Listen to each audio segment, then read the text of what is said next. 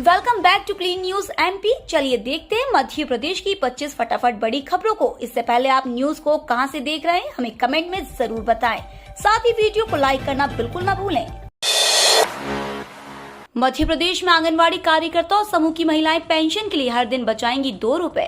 बुढ़ापे में जीवन यापन के लिए पेंशन की चाहत रखने वाली आंगनवाड़ी कार्यकर्ता, सहायिका और स्व सहायता समूह की महिलाएं अब हर दिन 2 रुपए बचाएंगी, जबकि 40 से अधिक उम्र की कार्यकर्ताओं को हर माह 200 रुपए बचाने होंगे। यह राशि प्रधानमंत्री श्रम योगी मानधन पेंशन योजना में जमा कराई जाएगी, जिससे उन्हें वृद्ध होने पर पेंशन मिल सकेगी। महिला एवं बाल विकास विभाग ने आंगनवाड़ी कार्यकर्ता सहायिकाओं को 2 रुपए रोज बचाने के लिए प्रोत्साहित करने का जिम्मा मैदानी अधिकारियों को सौंपा है। वहीं श्रम विभाग ने स्व सहायता समूह की महिलाओं में भी बचत की आदत डालने को कहा है। शिवराज सरकार का बड़ा फैसला, इंजीनियरिंग और पॉलिटेक्निक कॉलेज में शुरू होगा ये नया कोर्स। मध्य प्रदेश की शिवराज सरकार प्रदेश के शिक्षण संस्थानों में विद्यार्थियों को स्ट्रेस मैनेजमेंट के साथ बौद्धिक विकास और बेहतर फिजिकल फिटनेस के लिए पहल कर रही है। तकनीकी शिक्षा विभाग द्वारा प्रदेश के इंजीनियरिंग और पॉलिटेक्निक कॉलेजों के विद्यार्थियों के लिए पहली बार योग के 6 माह का डिप्लोमा पाठ्यक्रम शैक्षणिक सत्र 2022-23 से शुरू किया जा रहा है। विभाग इस पाठ्यक्रम को Indira Gandhi national open university के माध्यम से संचालित करेगा।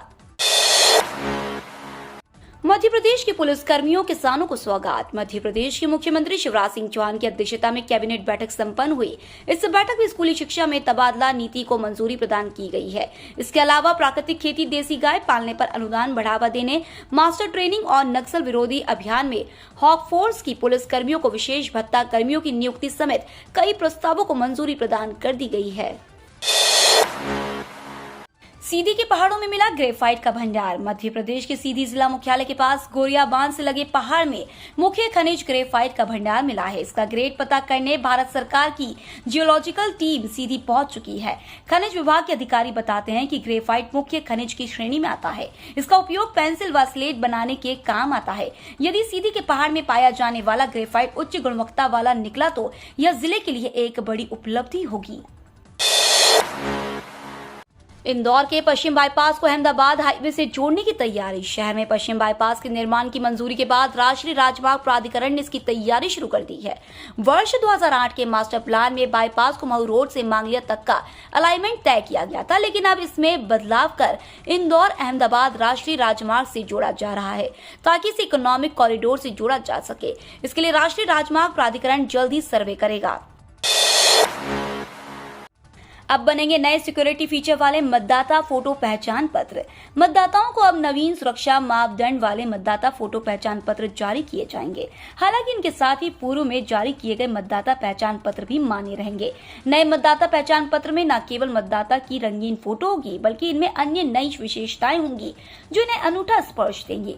इनमें नए सेफ्टी फीचर्स जोड़े गए हैं। नया epic driving license PAN card की तरह क्षितिज रहेगा। रीवा में नईगढ़ी क्षेत्र का 50,000 हेक्टेयर रकबा होगा संचित। रीवा जिले के नईगढ़ी विकास खंड का 50,000 हेक्टेयर रकबा बाणसागर बांध और सोन नदी के पानी से सिंचित होगा। इसके लिए नईगढ़ी माइक्रो लिफ्ट सिंचाई परियोजना का कार्य जोरों से चल रहा है। चल रहे कार्यों की बुधवार को विधानसभा अध्यक्ष गिरीश गौतम ने समीक्षा की। बैठक में विधानसभा अध्यक्ष ने कार्य में अपेक्षित प्रगति न मिलने पर नाराजगी व्यक्त की। रहली पाटन से टिकटोरिया मंदिर तक बनेगा सागर का पहला रोपवे, पर्यटन को मिलेगा बढ़ावा। बुंदेलखंड के संभागीय मुख्यालय पर रहली के पास स्थित पर्यटन व धार्मिक स्थल टिकटोरिया मंदिर तक सागर जिले के पहले रोपवे की सौगात मिलने वाली है। इसको मिलाकर आगामी 2 साल में सागर, खजुराहो और ओरछा में 3 रोपवे तैयार हो जाएंगे। सागर में सिविल लाइन से मकरोनिया और पीली कोटी से नगर निगम सहित 3 फ्लाईओवर भी बनने जा रहे हैं। इनकी सैद्धांतिक स्वीकृति मिल चुकी है। मलेशिया पाम वायदा निचले स्तर पर, सोया तेल इंदौर में 40 रुपए सस्ता। दुनिया भर की अर्थव्यवस्था में मंदी का डर देखा जा रहा है। सभी वायदा बाजारों में बिकवाली हावी देखी गई, जिसके चलते क्रूड, एडिबल ऑयल और शिकागो सोयाबीन वायदा में भी जमकर बिकवाली हुई और सोयाबीन वायदा लगभग 4% नीचे पहुंच गया है। अमेरिकी व्यापारियों को चीन से रिश्ते खराब होने का भी डर है। घरेलू बाजार में भी सोयाबीन तेल की कीमतों में जोरदार गिरावट देखने को मिली है। इंदौर में सोयाबीन तेल 35 से 40 रुपए टूटकर 1245-1250, पाम तेल इंदौर 15 रुपए घटकर 1320 रुपए प्रति 10 किलो रह गया। सीएम योगी की राह पर मध्य प्रदेश की शिवराज सरकार, बंद होंगे अवैध मदरसे। मध्य प्रदेश में गलत तरीके या अवैध रूप से चलने वाले मदरसों पर कार्रवाई शुरू होने जा रही है। ऐसे मदरसों पर अब ताला लगने वाला है। इसे लेकर एमपी की पर्यटन, संस्कृति और अध्यात्म मंत्री उषा ठाकुर ने कहा है कि जो मदरसे नियमों से हिसाब से ठीक नहीं है उन्हें बंद किया जाएगा। मंत्री उषा ठाकुर ने कहा कि राज्य सरकार को ऐसी जानकारी मिली है कि प्रदेश के कई ऐसे मदरसे हैं जो सिर्फ कागजों पर चल रहे हैं। इंदौर जिले के 5 वन ग्राम बनेंगे राजस्व ग्राम, वनाधिकार समिति के जरिए तैयार किया जाएगा प्रस्ताव। इंदौर जिले के 5 वन ग्रामों को राजस्व ग्रामों में बदला जाएगा। इनमें महू तहसील के 3 और बिचौली, हप्सी और खुड़ेल तहसील के एक गांव शामिल है। वन ग्रामों को राजस्व ग्रामों में परिवर्तित करने की प्रारंभिक तैयारी शुरू हो गई है। ग्राम सभा और वनाधिकार समिति के माध्यम से प्रस्ताव तैयार करवाकर अनुमोदन कराया जाएगा। यह प्रस्ताव जिला समिति के समक्ष प्रस्तुत किया जाएगा। मध्य प्रदेश में 1 माह के लिए तबादलों से हटाया जा सकता है प्रतिबंध। अधिकारी कर्मचारियों के तबादलों पर लगा प्रतिबंध जल्द ही हटाया जा सकता है। 1 माह के लिए सभी विभागों को तबादला करने के अधिकार दिए जाएंगे। इसके लिए सामान्य प्रशासन विभाग ने तबादला नीति 2022-23 का प्रारूप तैयार कर लिया है, जिसे मंजूरी के लिए जल्द ही कैबिनेट के समक्ष प्रस्तुत किया जाएगा। 5 अगस्त के बाद एमपी में फिर से भारी बारिश का दौर, आकाशीय बिजली को लेकर अलर्ट। राज्य के कई हिस्सों में अत्यधिक बारिश की वजह से 1 सप्ताह पहले जल जमाव की स्थिति थी।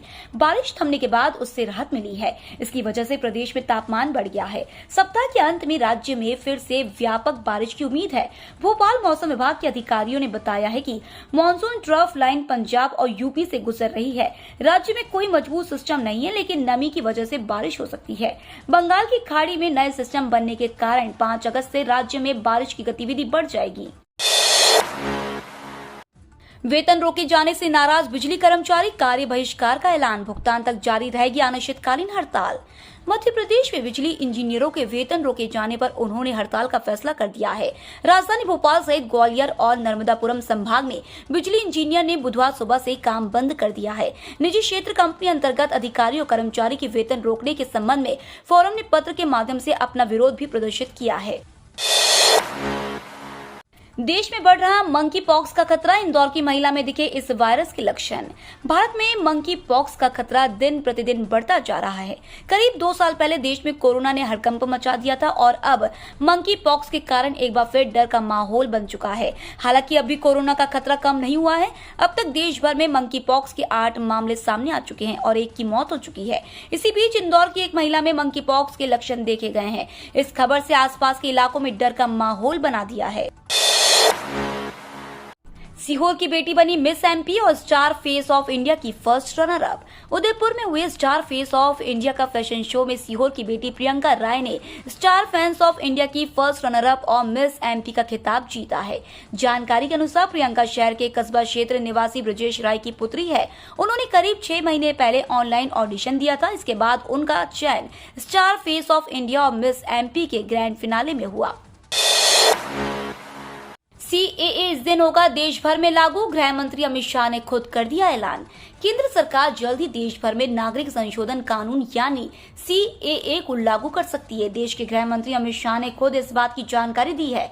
दरअसल जैसे पूरे देश में कोरोना महामारी से बचाव के लिए चलाए जा रहे देशव्यापी बूस्टर डोज अभियान का समापन होता है, वैसे ही केंद्र सरकार पूरे देश में सीएए को लागू कर सकती है। बता दें कि सीएए कानून को लागू करने से संबंधित जानकारी अमित शाह ने शुभेंदु अधिकारी से मुलाकात के बाद दी है। केंद्रीय कारागार में महिला बंदी भी बनेगी पुरोहित, प्रशिक्षण शुरू। राजधानी में स्थित सेंट्रल जेल के 100 पुरुष बंदियों को पुरोहित का प्रशिक्षण देने के बाद गायत्री शक्तिपीठ ने महिला बंदियों को भी पुरोहिताई के गुर सिखाना शुरू कर दिए हैं। पहले चरण में 50 महिला बंदियों का प्रशिक्षण के लिए चयन किया गया है। गायत्री शक्तिपीठ के प्रवक्ता रमेश नागर ने बताया कि 1 अगस्त से गायत्री परिवार की महिला प्रकोष्ठ की बहनों ने महिलाओं को पुरोहित बनाने का प्रशिक्षण शुरू किया। बड़ी खबर, खत्म होगा 12% का जीएसटी स्लैब, बैठक में मंजूर हो सकती है सिफारिश। जीएसटी को लेकर लोगों को कुछ राहत भरी खबर मिल सकती है। दरअसल जीएसटी रेट्स के युक्तिकरण और समीक्षा के लिए बनाए गए मंत्रियों का समूह 12% जीएसटी स्लैब रेट को खत्म करने के पक्ष में है। मंत्रियों के समूह के सदस्यों का मानना है कि जिन वस्तुओं पर 12% जीएसटी वसूला जाता है, कुल जीएसटी कलेक्शन में उसकी हिस्सेदारी केवल 8% है। ऐसे में 12% जीएसटी को खत्म किया जा सकता है। उम्मीद है कि बैठक में इस पर निर्णय लिया जा सकता है। भारत में 5G सर्विस को लेकर आई बड़ी अपडेट। ये टेलीकॉम कंपनी अगस्त में शुरू करेगी 5G सुविधा। हाल ही में 5G स्पेक्ट्रम की नीलामी खत्म हुई है और बहुत जल्द देश में 5G सर्विस भी शुरू होने वाली है। नीलामी के कुछ दिन बाद ही भारतीय एयरटेल ने बुधवार को एक नई घोषणा कर दी है। इस साल अगस्त में ही यह टेलीकॉम कंपनी देश में 5G सुविधा शुरू कर सकती है। जबलपुर नगर निगम के सहायक यंत्री आदित्य शुक्ला के घर पर ईओडब्ल्यू का छापा। नगर निगम के सहायक यंत्री आदित्य शुक्ला के रतन नगर जबलपुर स्थित घर पर बुधवार को ईओडब्ल्यू की टीम ने छापा मारा है। टीम के पहुंचते ही शुक्ला के घर पर हड़कंप मच गया। सर्च कार्रवाई में सहायक यंत्री के पास आलीशान घर, लग्जरी कारें, भूखंड सहित करोड़ों की संपत्ति का पता चला है। भारत ने कनाडा को हॉकी मुकाबले में 8-0 से रौंदा।